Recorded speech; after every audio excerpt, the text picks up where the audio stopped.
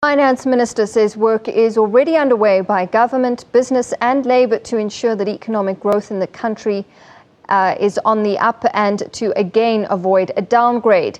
Pravin Gordhan was the keynote speaker at a special dinner hosted by the Progressive Women's Movement last night. The event aims to encourage business executives to empower women in the economy.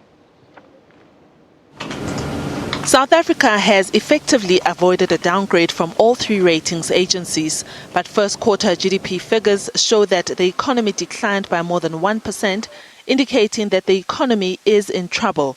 The next rating will be in 6 months' time. But what can be done before then to reinvigorate the economy? The next 4 or 5 months are absolutely critical. The cooperation that we've had with labour and business over the last few months has gelled into a steering committee that meets regularly. It met, for example, last night. It has also resulted in 3 or 4 key projects, a small business fund of over R1 billion coming from the private sector alone and as their initiative.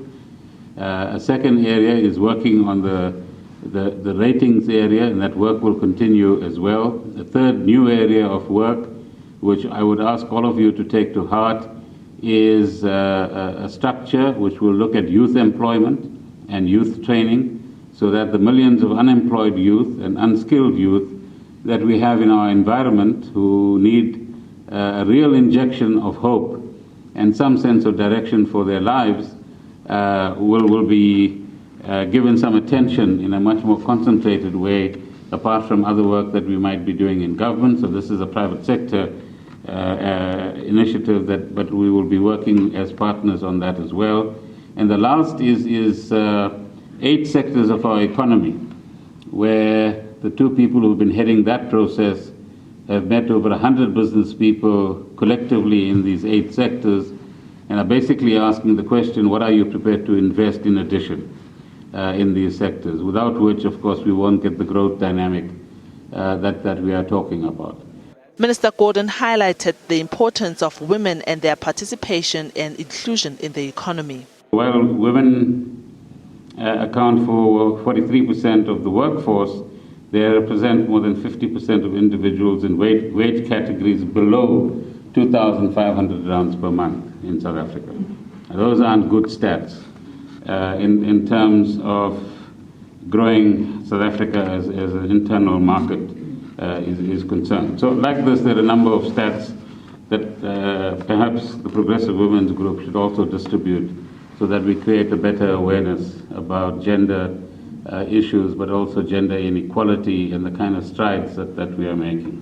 The Progressive Women's Movement says it's time for businesses to come to the party and place women in decision-making positions. It was surprising that most delegates of this event were more men than women. Convener of the Progressive Women's Movement, Professor Mkize, says this is proof that few women are in top positions. It really talks to what maybe was the gist of the evening, the transformation agenda, to ensure that our economy begin to include women, young people, and all those who are in the margins, like people in rural areas. Because it means even if in companies you find women, they are not many, they are not moving up in numbers to the top level, like to be chief executive officers and to be chairpersons of companies. Professor Mkize says young women should be guided early in making career choices that will lend them key decision-making positions in future. Diabo Seito, SABC News, Johannesburg.